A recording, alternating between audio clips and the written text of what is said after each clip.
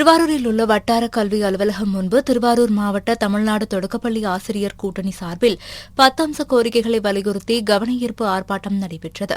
இந்த ஆர்ப்பாட்டத்தில் தொடக்கக் கல்வித்துறை புதிதாக வெளியிட்டுள்ள அரசாணை 243 திரும்பப் பெற வேண்டும், இடைநிலை ஆசிரியர்களின் ஊதிய முரண்பாட்டை சரிசெய்து சம வேலைக்கு சம ஊதியம் வழங்கிட வேண்டும், பங்களிப்பு ஓய்வூதிய திட்டத்தை ரத்து செய்து பழைய ஓய்வூதியம் வழங்கிட வேண்டும் உள்ளிட்ட 10 அம்ச கோரிக்கைகளை வலியுறுத்தப்பட்டது.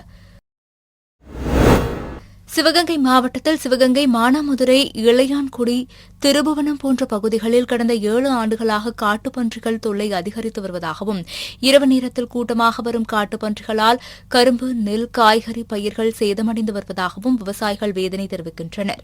இதுகுறித்து மாவட்ட நிர்வாகத்திடமும் வனத்துறையினரிடமும் பலமுறை கோரிக்கை வைத்தும் வனவிலங்கு பட்டியலில் இருந்து காட்டுப்பன்றிகளை நீக்கி நடவடிக்கை எடுக்க தயங்குவதாகவும் கூறுகிறார்கள். எனவே காட்டுப்பன்றிகளை வனவிலங்குகள் பட்டியலில் இருந்து நீக்கி பயிர்களை காட்டுப்பன்றிகளிடமிருந்து காப்பாற்ற நடவடிக்கை எடுக்க வேண்டும் என்று அரசுக்கு வேண்டுகோள் விடுத்துள்ளனர். எங்கள் பகுதியில் வறட்சியான சிவகங்கை மாவட்டத்தில் இளையாங்குடி தாலுகா, மானாமதுரை தாலுகா, திருப்புவனம் தாலுகா, சிவகங்கை தாலுகாவில் தொடர்ச்சியாக ஒரு 7-8 ஆண்டுகளாகவே காட்டுப்பன்றிகள் பன்றிகள் விவசாயிகளை நாங்கள் கடன் கப்பி வாங்கி கடும் பிரயாசப்பட்டு பண்ணின விவசாயிகளை ஒரே நேரத்தில் அழித்து வருகிறது. அதை பல முறையும் போராடி சொல்லியும் பார்த்தோம். எங்களுக்கு எந்த விதமான சூழ்நிலையும் இல்லை. காட்டுப்பன்றியை வனவிலங்கு சட்டத்திலிருந்து உடனடியாக எடுத்து அதை ஒழிக்கிறதுக்கும் எங்கள் விவசாயத்தை காப்பாற்றுறதுக்கும் தீவிரமான நடவடிக்கை மாவட்ட நிர்வாகம் செய்யணும். அப்படி செய்யும் தவறும் பட்சத்தில் நாங்கள் விவசாயத்தை நிறுத்துவதோடு அல்லாமல் தொடர் போராட்டங்களையும் சாலை மறியலையும் சந்திக்க வேண்டிய சூழ்நிலையில் நாங்கள் தள்ளப்பட்டு இருக்கிறோம்.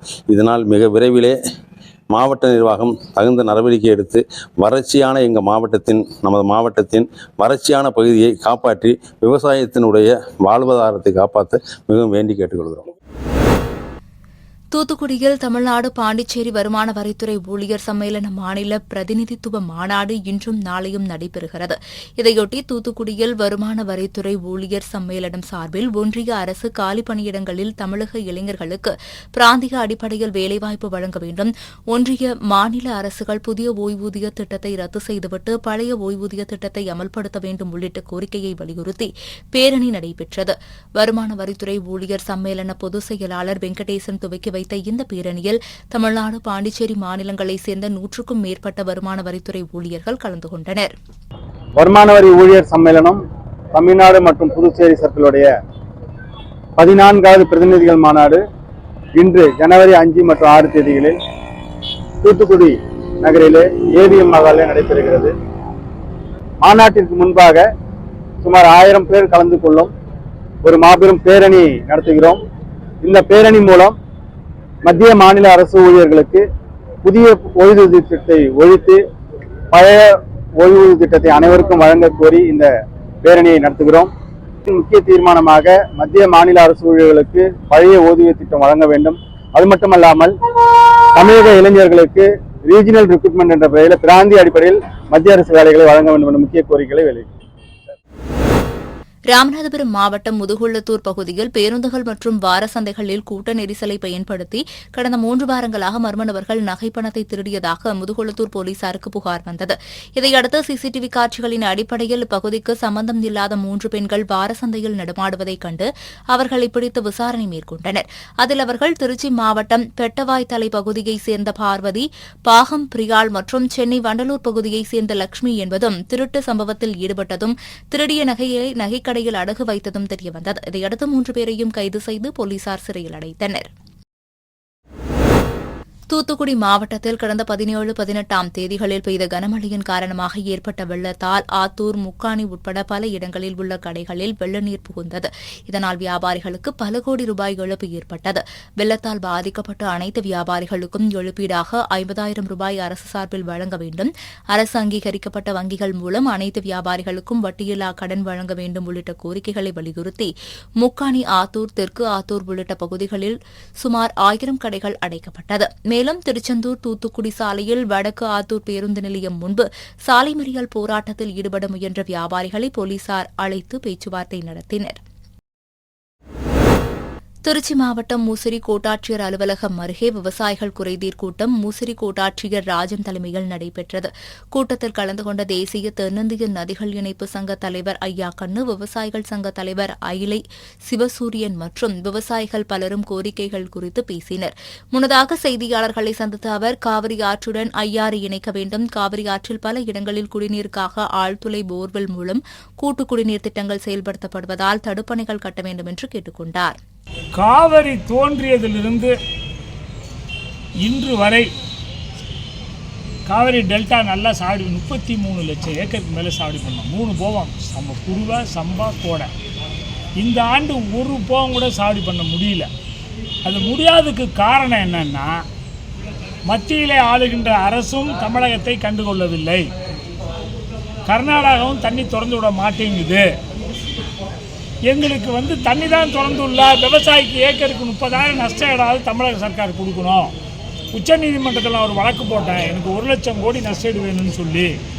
தமிழக சர்க்கார் அதை கேட்டுக்கவே மாட்டேங்குது. ஜெயலலிதா அம்மாவையாவது அப்போ இருக்கும்போது காவிரியில் தண்ணி உள்ளேன்னு சொல்லி போய் அண்ணா சிலையில் படுத்துக்கிச்சு ஜெயலலிதா அம்மா. அதுக்கப்புறம் தண்ணி திறந்துவிட்டாங்க.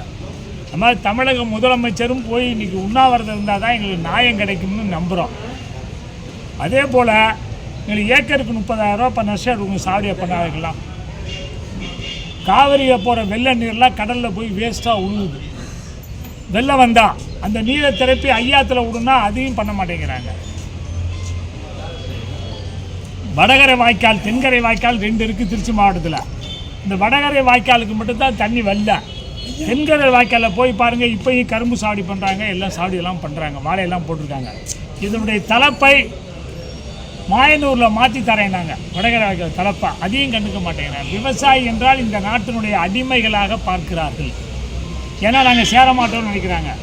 இப்போ நம்ம ஒரு 70 பேர் சேர்ந்துருக்கோம். இன்றைக்கி இந்த வாரம் எங்களுக்கு சரியான முடிவு கிடைக்கவில்லை என்றால் இங்கே ஒரு 5000 பேரை திரட்டி போராட்டம் நடத்தப்போம். வேறு என்ன வழி? அழுத புள்ள தான் பால் குடிக்கும், கட்டினா தான் ஆய் கூட ராட்டில் கதவை திறப்பா என்ற உணர்வு வந்துருச்சு எங்களுக்கு. அதனால் எங்களை காப்பாற்ற வேண்டிய கடமை இந்த அரசுக்கு இருக்கிறது. ஒரு பக்கம் பார்த்திங்கன்னா ஆடு பண்ணி, காட்டு பண்ணி, மானெல்லாம் அழிக்குது வயலை. இந்த ஒரு ஏக்கர் 2 ஏக்கரு போரில் தண்ணி இப்போ சாவடி பண்ணியிருக்கவனுக்கு அதை ஏன்னு அரசு கண்டுக்கவே இல்லை. இந்த பக்கம் தண்ணி உச்சநீதிமன்றம் மாதம் தண்ணி திறந்து விடுன்னு சொல்லிச்சாங்க. தண்ணியை திறந்து விட்டால் நம்ம சாவடி பண்ணிடலாம். வெறும் 50,000 ஏக்கர் சாவடி பண்ண கர்நாடகா இன்றைக்கு 33 லட்சம் ஏக்கர் சாவடி பண்ணுது. 35 லட்சம் ஏக்கர் சாவடி பண்ண நம்ம 1 லட்சம் ஏக்கரோடு சாவடி பண்ண முடியாத ஒரு நிலைக்கு இன்றைக்கு அரசியல்வாதிகள், விவசாயி இந்த நாட்டினுடைய அடிமைகள், விவசாயி இந்த நாட்டினுடைய கேவலமானவர்கள் என்று விவசாயிகள் அரசியல்வாதி கண்டுக்கவே மாட்டேங்கிறாங்க. எங்களை மத்தியில் ஆளுகின்ற பிஜேபி சர்க்கார் கர்நாடகாவை உச்சநீதிமன்றம் சொல்லி வச்சு தண்ணி திறந்துன்னு சொல்ல மாட்டேங்குது. கர்நாடகாவில் இருக்க காங்கிரஸ் தண்ணியை திறந்து விட மாட்டேங்குது. அப்போ கஷ்டப்படுறது யார்? அழிஞ்சு போகிறது யார்? விவசாயி தான். இந்த விவசாயியை காப்பாற்றுவதற்கு அரசு நடவடிக்கை எடுக்க வேண்டும். இல்லை என்றால் முசிறியிலையும் திருச்சியிலையும் ஒரு 10,000 விவசாயிகளுக்கு விட்டு பெரிய போராட்டம் நடத்த இருக்கின்றோம். இது இல்லாமல் வருகிற 27ஆம் தேதி டெல்லியிலும் சென்று போராட்டம் நடத்தும். தேனி மாவட்டம் போடிநாயக்கநல்லூர் தாலுகா சிலமலை மற்றும் சுற்றுவட்டார பகுதிகளான ராசிங்காபுரம், சங்கராபுரம், தர்மத்துப்பட்டி, ரங்கசாமுத்திரம் ஆகிய சுற்றுவட்டார பகுதிகளில் சுமார் 100 ஏக்கருக்கும் மேல் விவசாயம் செய்துள்ளனர். மேலும் விவசாயிகள் சிறுதானிய பயிர் விவசாயம் செய்வதில் ஆர்வம் காட்டி வருவதால் தற்போது இந்த ஆண்டு நல்ல விளைச்சல் ஊட்டியுள்ளதாக விவசாயிகள் மகிழ்ச்சி தெரிவித்துள்ளனர். செங்கல்பட்டு மாவட்டம் கல்பாக்கத்தில் இயங்கி வரும் சென்னை அணுமின் நிலைய பெருநிறுவன சமூக பொறுப்பு திட்டத்தின் கீழ் லட்டூர், பேரம்பாக்கம், திருக்கழுக்குன்றம் அடுத்த முத்திகை, நல்லான்குப்பம் ஆகிய பகுதிகளில் 60 லட்சம் ரூபாய் மதிப்பீட்டில் படம் பார்த்து பயிலும் வகையில் அழகிய கண்கவர் ஓவியங்களுடன் கூடிய 3 புதிய அங்கன்வாடி மைய கட்டிடம் கட்டி முடிக்கப்பட்டு அதன் திறப்பு விழா நடைபெற்றது. இந்த அங்கன்வாடி மைய கட்டிடங்களை அணுமின் நிலைய இயக்குநர் சுதீர் பி. ஷெல்கே திறந்து வைத்தார். சேலம் மாவட்டம் தாசநாயக்கன்பட்டி ஊராட்சி பகுதியில் மக்களுடன் முதல்வர் சிறப்பு முகாம் நடைபெற்றது. இம்முகாமை உதவி இயக்குநர் தமிழரசி, ஊராட்சி மன்ற தலைவர் மலர்வழி செந்தில்குமார் ஆகியோர் துவக்கி வைத்தனர். இம்முகாமில் புதிய மின் இணைப்பு பட்டா மாறுதல், நில அபகரிப்பு மற்றும் மோசடி தொடர்பான புகார்கள், கல்வி உதவித்தொகை, மகளிர் உரிமைத் தொகை உள்ளிட்ட பல்வேறு தீர்வுகளுக்கு ஆயிரக்கணக்கான மக்கள் நீண்ட வரிசையில் காத்திருந்து மனு வழங்கினர்.